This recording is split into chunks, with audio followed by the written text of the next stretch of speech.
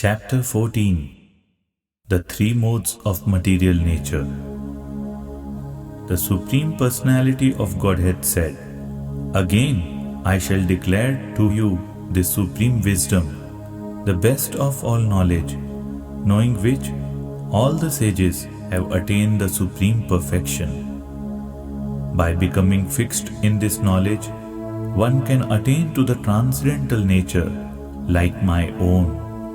Thus established, one is not born at the time of creation or disturbed at the time of dissolution.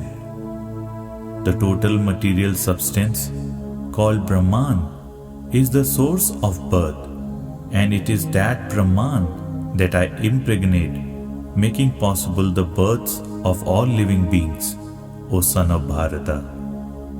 It should be understood that all species of life, O son of Kunti, are made possible by birth in this material nature, and that I am the seed-giving father.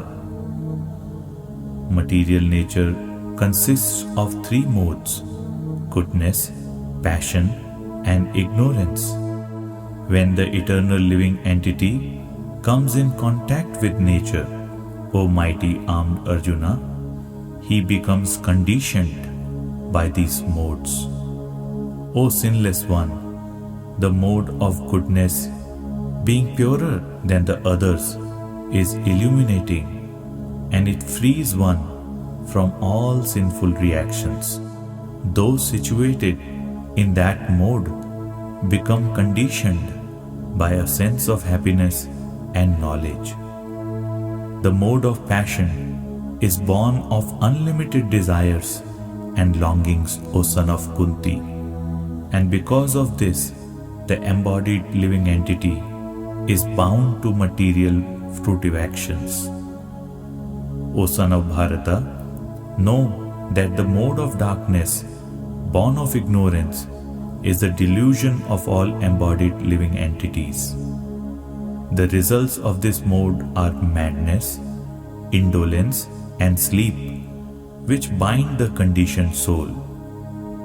O son of Bharata, the mode of goodness conditions one to happiness, passion conditions one to fruitive action, and ignorance, covering one's knowledge, binds one to madness. Sometimes the mode of goodness becomes prominent, defeating the modes of passion and ignorance, O son of Bharata. Sometimes the mode of passion defeats goodness and ignorance, and at other times ignorance defeats goodness and passion. In this way, there is always competition for supremacy. The manifestations of the mode of goodness can be experienced when all the gates of the body are illuminated by knowledge. O chief of the Bharatas, when there is an increase in the mode of passion, the symptoms of great attachment, fruitive activity, intense endeavor, and uncontrollable desire and hankering develop. When there is an increase in the mode of ignorance, O son of Kuru, darkness, inertia, madness, and illusion are manifested. When one dies in the mode of goodness, he attains to the pure higher planets of the great sages. When one dies in the mode of passion, he takes birth among those engaged in fruitive activities. And when one dies in the mode of ignorance, he takes birth in the animal kingdom. The result of pious action is pure and is said to be in the mode of goodness. But action done in the mode of passion results in misery, and action performed in the mode of ignorance results in foolishness. From the mode of goodness, real knowledge develops. From the mode of passion, greed develops. And from the mode of ignorance, develop foolishness, madness, and illusion. Those situated in the mode of goodness gradually go upward to the higher planets. Those in the mode of passion live on the earthly planets, and those in the abominable mode of ignorance go down to the hellish worlds.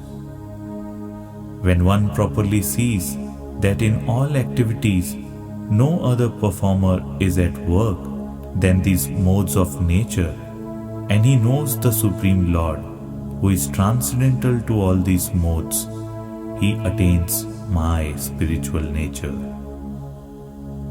When the embodied being is able to transcend these three modes associated with the material body, he can become free from birth, death, old age, and their distresses, and can enjoy nectar even in this life. Arjuna inquired, "O my dear Lord, by which symptoms is one known who is transcendental to these three modes? What is his behavior, and how does he transcend the modes of nature?"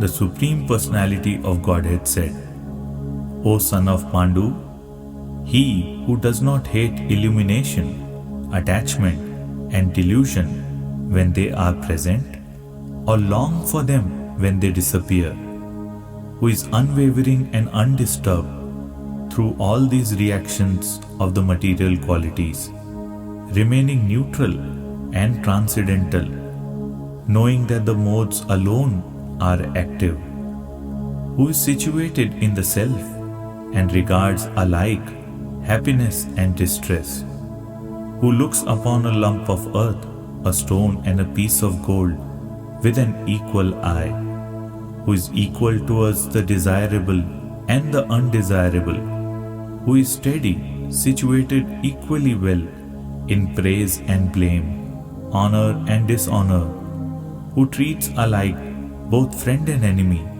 and who has renounced all material activities, such a person is said to have transcended the modes of nature. One who engages in full devotional service, unfailing in all circumstances, at once transcends the modes of material nature, and thus comes to the level of Brahman. And I am the basis of the impersonal Brahman, which is immortal, imperishable, and eternal, and is the constitutional position of ultimate happiness." Thus ends the Bhaktivedanta translation to the 14th chapter of the Srimad Bhagavad-gītā in the matter of the three modes of material nature.